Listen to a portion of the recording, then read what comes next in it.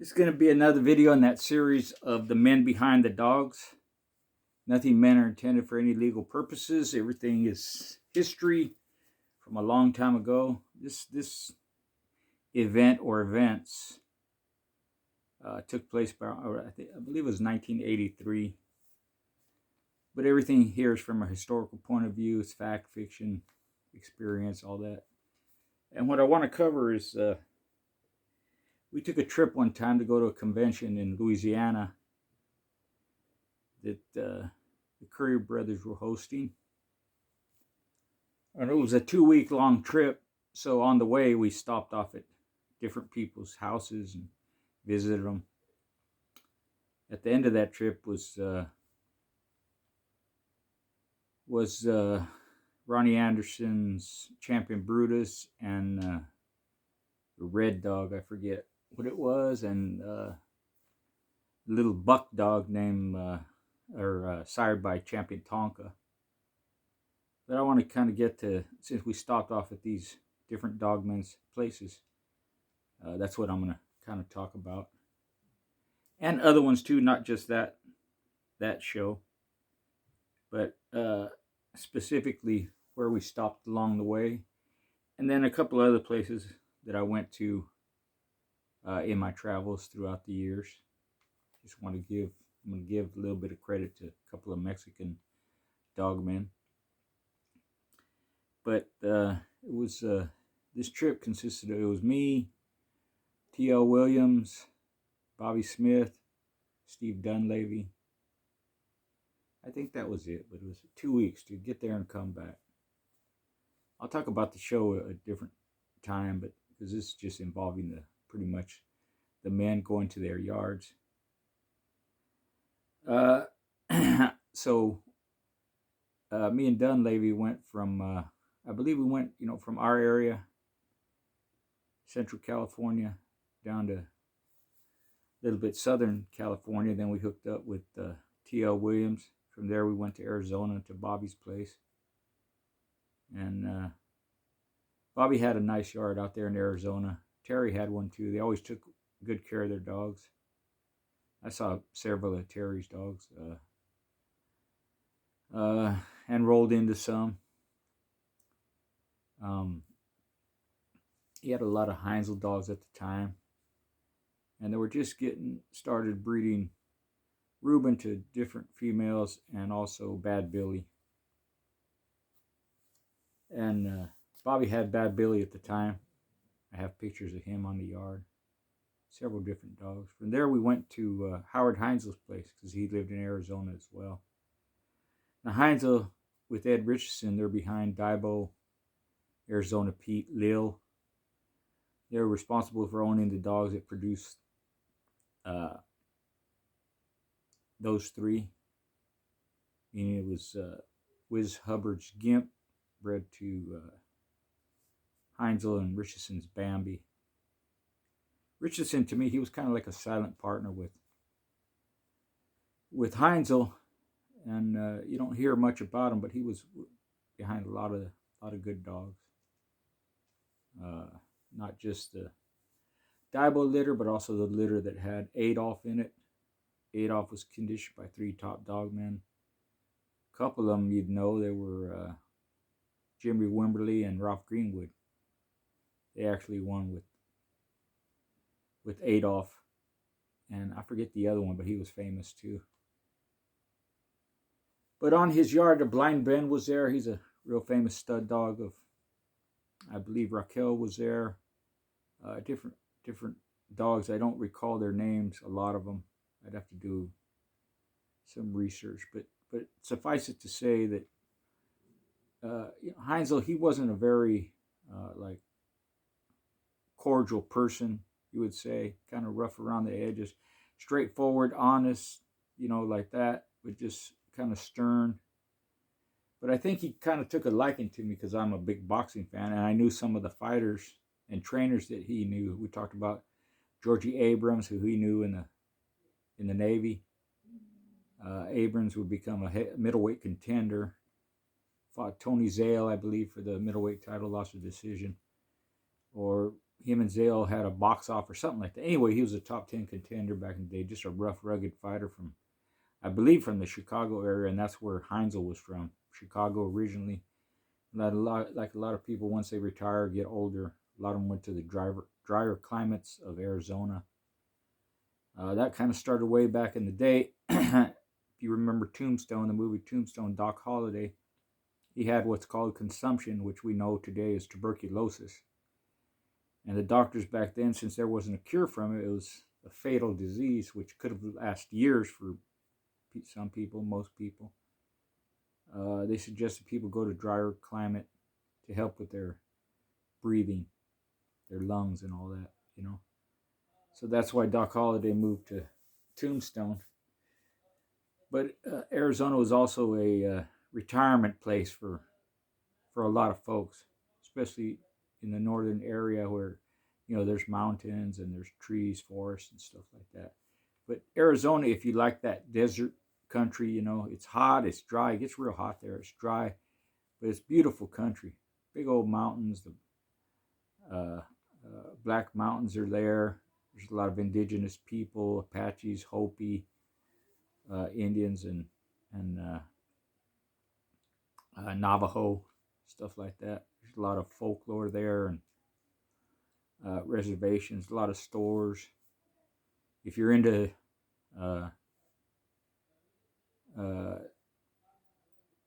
geology, I think it is, with rocks, you know, it's a hotbed for rocks.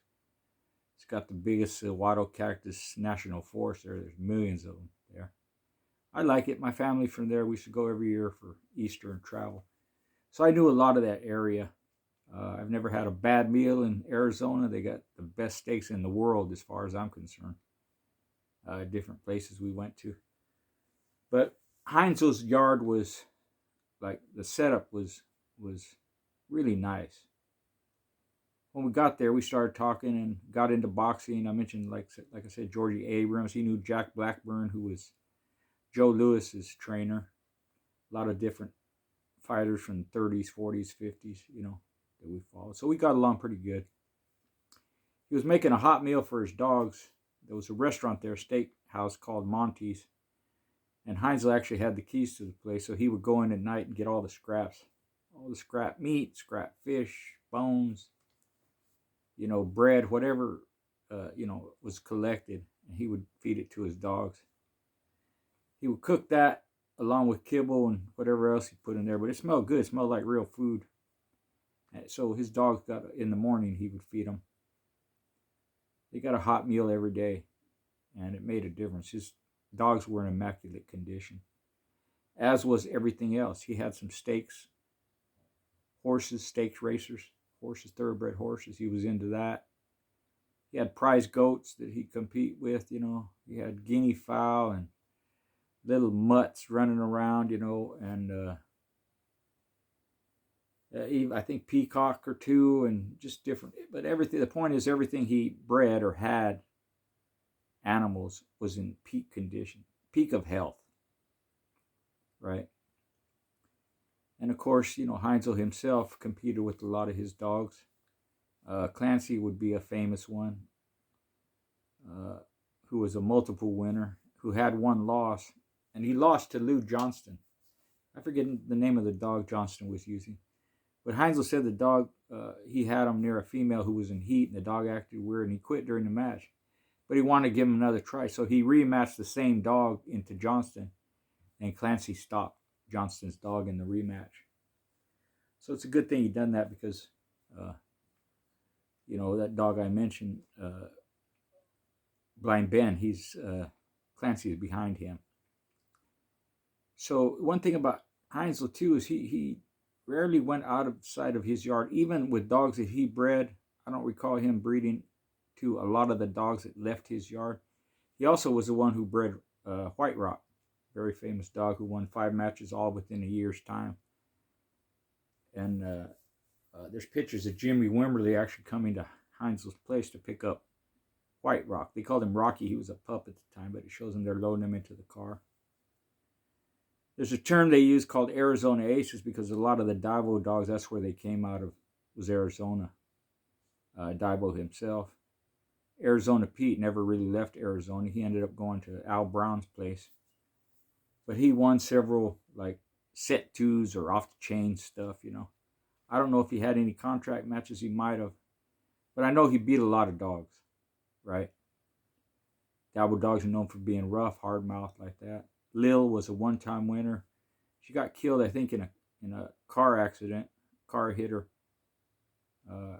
during her, I believe she was in keep. I'm not sure. But I know she died young. That's why she was never shown or bred again. Never shown again. She won one, but after that, she died. So I don't think she produced any pups either. But a lot of that, the Daibo stuff, particularly, you know, came from Arizona. They made their way from Arizona to Oklahoma, down to Texas, you know, including the Tombstone stuff, you know, the Tombstone Red Baby stuff that produced Tonka was from Arizona area, you know, Arizona, New Mexico, a lot of that, depending on what time period. Sometimes they were in Arizona, most of the time. Sometimes they were in New Mexico, originally California. So Heinzl responsible for a lot of dogs. Even Valenzuela's champion Oki came from Heinzl, pure Heinzl dog. Like I said, a lot of the dogs, Huck and even Philo, they were either pure Heinzl or half Heinzl. TL's Philo, that was my favorite dog of his. He was just a rough, high-spirited, love to fight type of dog. He won twice in 20 minutes and 5 minutes. Then he lost in an hour and 56 minutes to Tito's Outlaw Jr. A hell of a match. But again, Heinzl, we stopped there. Had a good time. Great memories. From there, I believe we made our way up to Gary Hammond. No, we went to Bert Soros' place. That's right. At the time, like you know, a lot of these dogs during the time, I really didn't know who they were or which dogs I was in the presence of, and I didn't find out till later that, oh, that was that dog. Oh, that was this dog. I remember vaguely. I have some pictures. At the time, I took a camera. It only took 24 pictures, so I ran out of.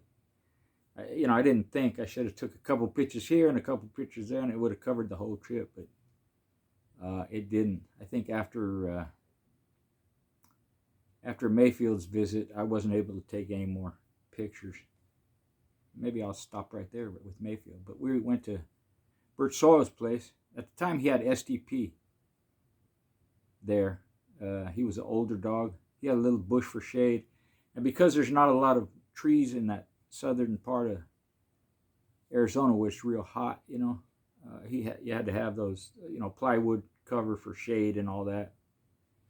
And of course the metal bows, you fill them up with water, the dogs stay cool like that.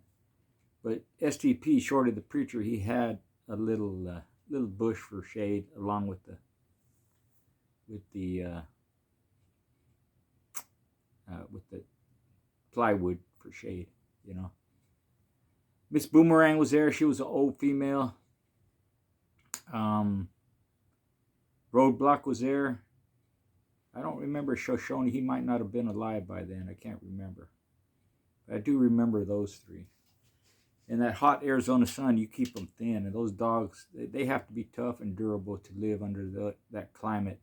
And they get used to it, you know. It'll be hard to take, say, a dog that's used to the north, you know, where it does get warm. It does get humid around the Great Lakes area. And it does get hot, you know, it can get up to 100 degrees. But in Arizona, the weather is real dry, and it gets up to 120 degrees. That's not unusual. So the dogs have to acclimate. They're born in those conditions. They're used to it. So matching them in the heat was not a problem, you know, the dry heat anyways. And Soros, he traveled all over. He used to go to Arizona, New Mexico, California to match dogs. And he got a best in show, I think, with Goober there, and a lot of different dogs he matched out that way. Used to go to the big conventions where you just, whoever you're into, that's who you're into. You know, it could have been Art. It could have been, you know, Dolomite or Tuffy or, you know, any of the Bobby Hall dogs, Bully Son Jr., all that didn't matter, you know. A lot of times you just put weight for weight.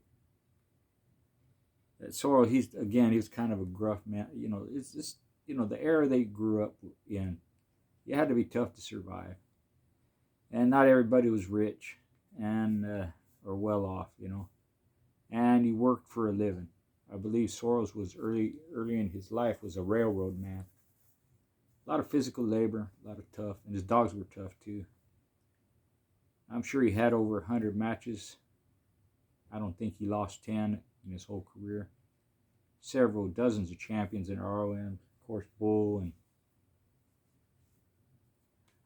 probably one of his most famous dogs, along with Shoshone and Miss Boomerang. He owned a lot of different dogs. He owned Social Boys champion Bronco at one time. But we had a good talk there. Of course, when you go with friends, you know, they're more apt to open up. You can ask questions like that. But I was just in awe of the whole thing because I was real young, still in my early 20s when I went out that way. From there is where we went to Gary Hammonds. Gary Hammonds had, up to this point, he had more dogs than anybody I had visited or ever seen, including the places I went to in California, New Mexico, and other parts of Arizona that I had traveled to, you know, Nevada and Oregon and stuff like that. I'm sure he had over 100 grown dogs, and he had 2 or 3 litters of pups in pens. But what I really enjoyed is he had, if you look her up, Hammond Selma, a little tiny 30-pound female, I think. I believe she was sired by Hammond's Rufus, and she was a 3-hour winner. Little tiny female, and he also had a little dog named Teddy. I forget how Teddy was bred, but he's a little black and tan dog with bat ears, you know. And I did take some pictures of his dogs, but I didn't know or couldn't remember what they were, you know. You just take a roll of film. But I still have the pictures. I'll post them up one day and ask people who they are.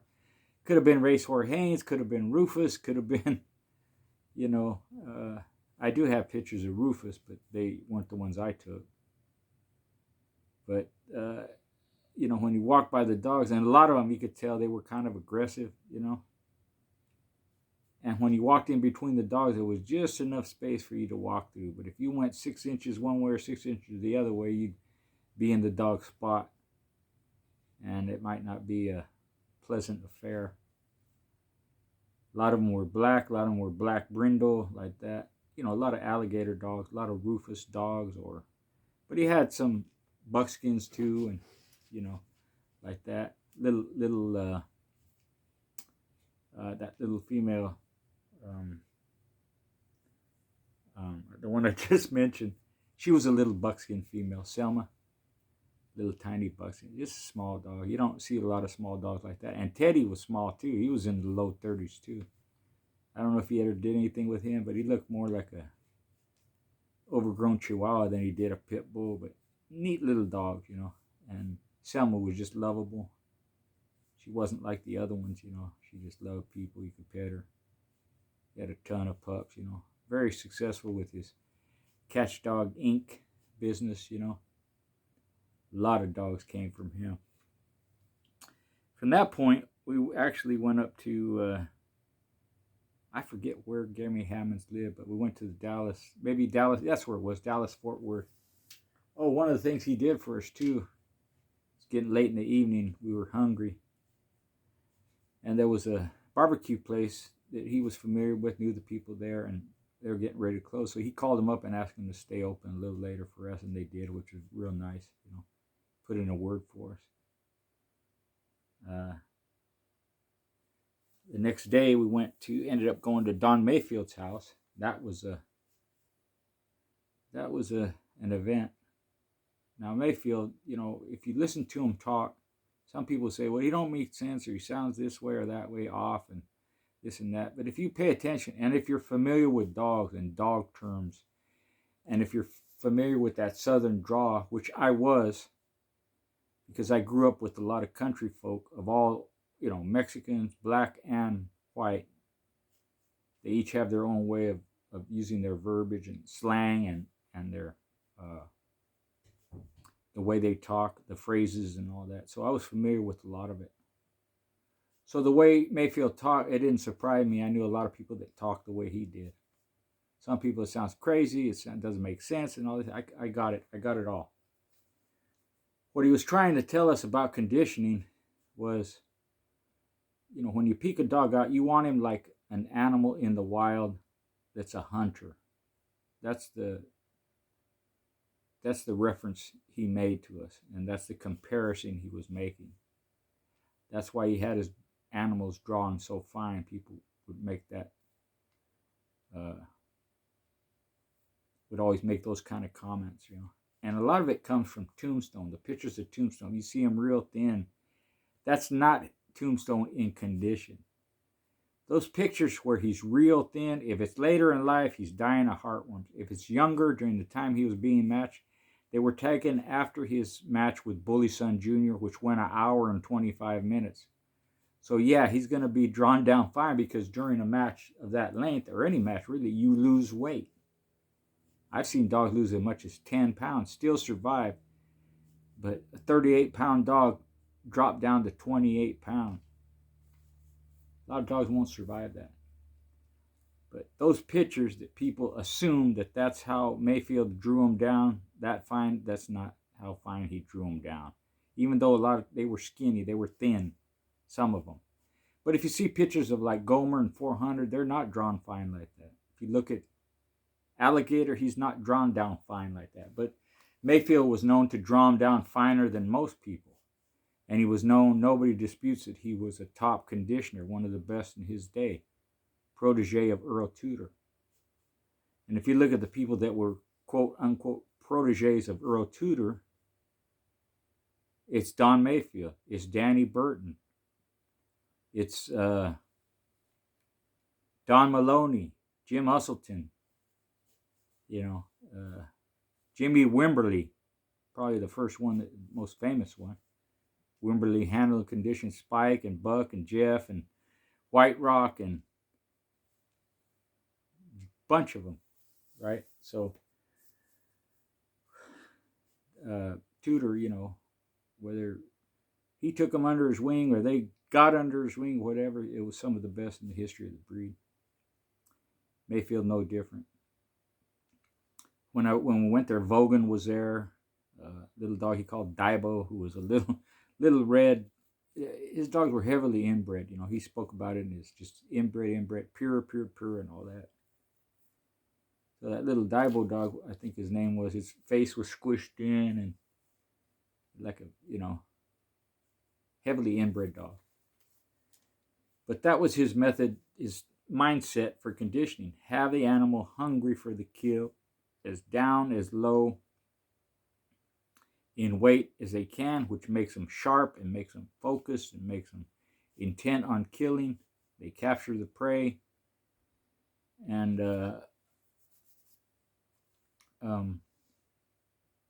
dry it out, high blood count, like that. He spoke about using hormones. He called them at the time. They would be, today that would be, steroids. But he called them hormones back then. I'm assuming it was probably from the horse community, equipoise maybe. I don't know. He didn't give a name, but something to that effect. He also spoke on, I asked him to describe the Pit General and Freddie Jones Black Bart match, and he basically said Pit General ran over, bit Bart in the shoulder, pulled off a chunk of meat and swallowed it. And me, being young and dumb, I said, well, how do you know he swallowed it, Don? He threw his hands up. He goes, we didn't find it nowhere. It was funny. Dunleavy, his thing was, I smoked a joint with Don Mayfield. He was kind of proud of that. And it was just it was like leaves and stuff. Wasn't very good. I didn't smoke weed at the time, but I was familiar with it, But it was just a day of talking like that. Again, me being a kid, you know, he was talking about something and he stopped right in the middle of it. And he goes, "You know what dog spelled backwards is?" I go, "Yeah." I said, "But Don, what's dog spelled backwards in Russian?" And he just kind of what like that. And the reason I did that because I'd heard that before. He wasn't the first one to say that. But when people said stuff like that, you know, maybe I didn't get it. Maybe I took it the wrong way or whatever. But in my mind, well, yeah, you know, it does spell God backwards. But what is it in Chinese? I don't think it spells God backwards in Chinese or Russian or a lot of different languages, you know. But again, that was his way of thinking, and he put the dog on a high pedestal, and he conditioned a lot of dogs, along with Pit General, who everybody knows got stolen, and he was involved with Champion Alligator, and he was involved with Clay and Three-Leg Black Diamond, and you know, different breedings. Of course, Tudor's Nig, as they call them. I don't use that word in public that much, but everybody knows what dog that is. Who else? Of course, Tombstone, you know, but he was real, you know, he was a Tudor fanatic, Tudor fan, close to Tudor, according to him, protege, did all his breedings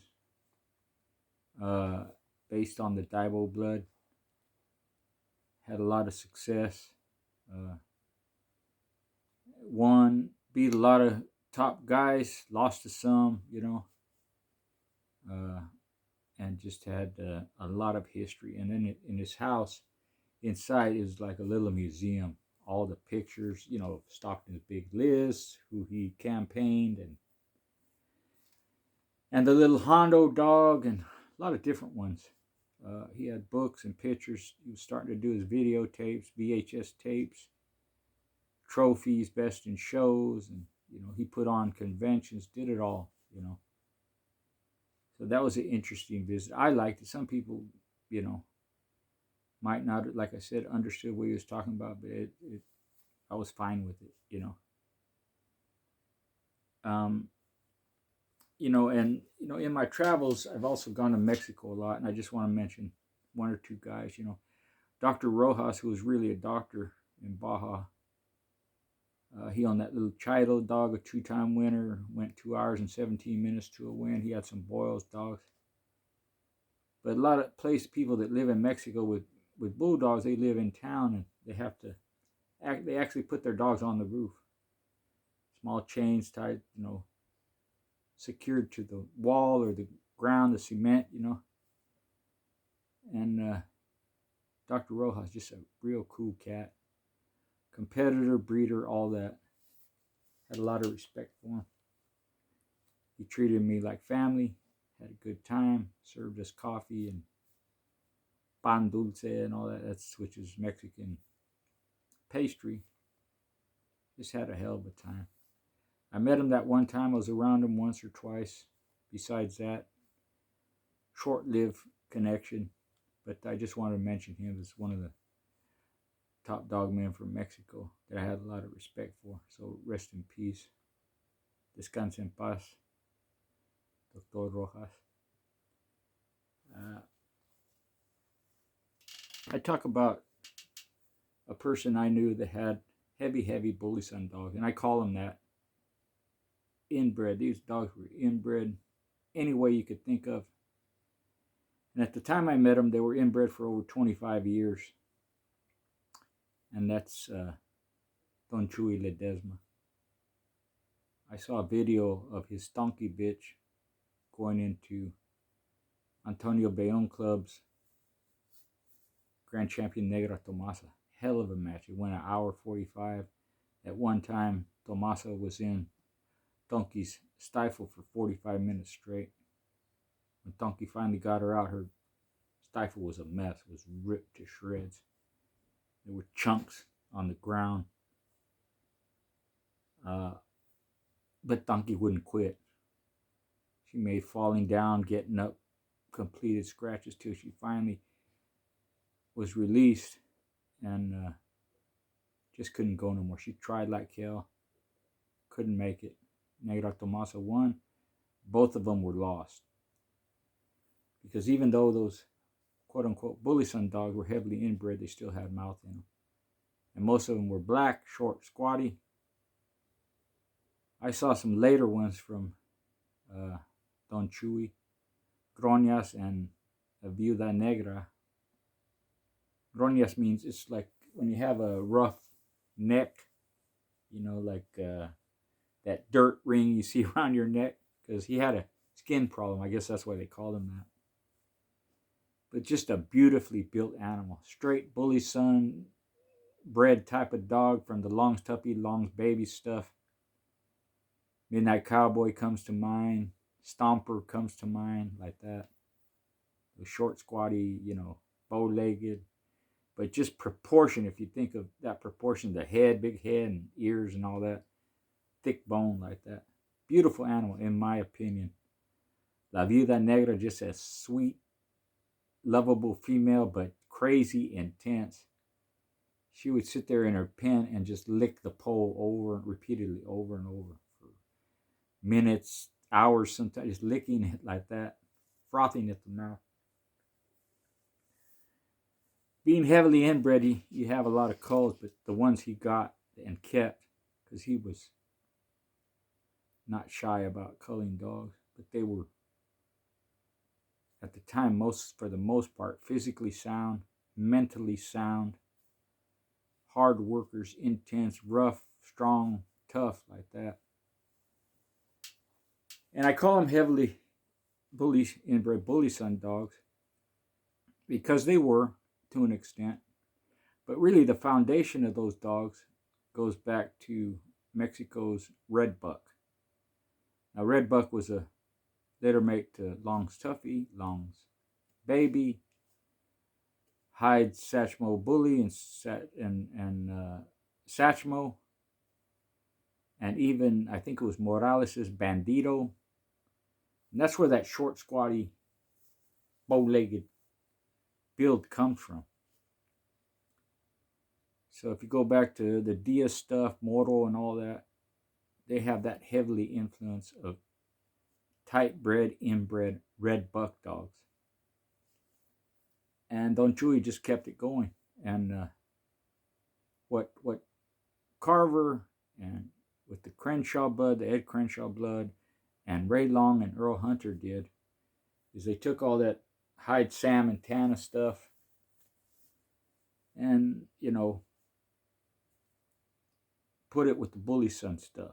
What they did in Mexico is they took that Sam and Tana stuff, you know, Long Baby and Long Tuffy and all that, Red Buck, and put it to the bully son stuff. So it's the same breeding, it's just the opposite. And regardless of which way you go, they resemble each other.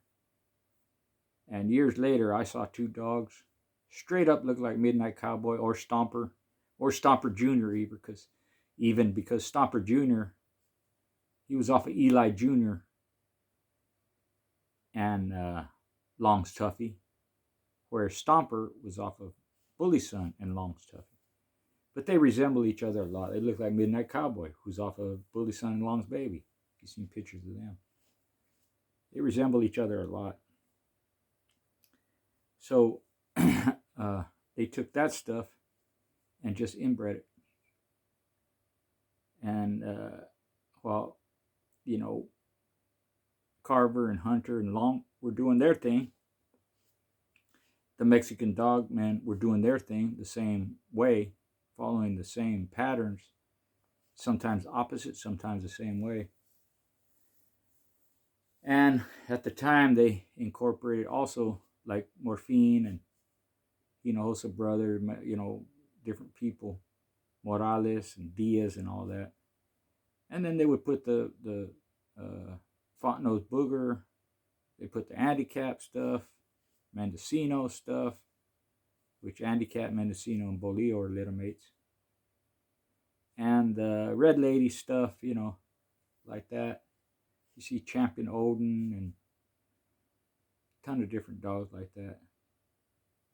Mixing that stuff all together. Then later on you have the T-Bud stuff with and the Antonio Bayonne stuff, and they all kind of Cardenas and different people kind of making the same types of breeding. There's a little bit of Zebo in there, you know.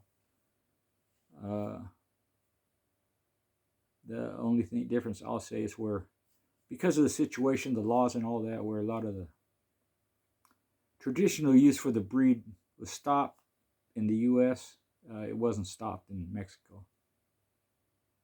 And believe me, they used to call hard, man. I've been there and seen it. I've seen some of the finest representatives of the breed there. Some of the toughest dogs, some of the hardest mouth, and some of the gamest dogs, like Donkey, like any number of dogs that I don't know the name of, that prove their heart. And they had multiple winners. So I have a lot of respect for Don Chewy. I was really impressed with his dogs and his blood and his accomplishments. And I just wanted to mention them here. But these are some of the people I met and visited on my travels. And I think they deserve credit. Part of this little series of the men behind the dogs. So thank you for your support. Like and subscribe and share the vids. Much appreciated. Thank you.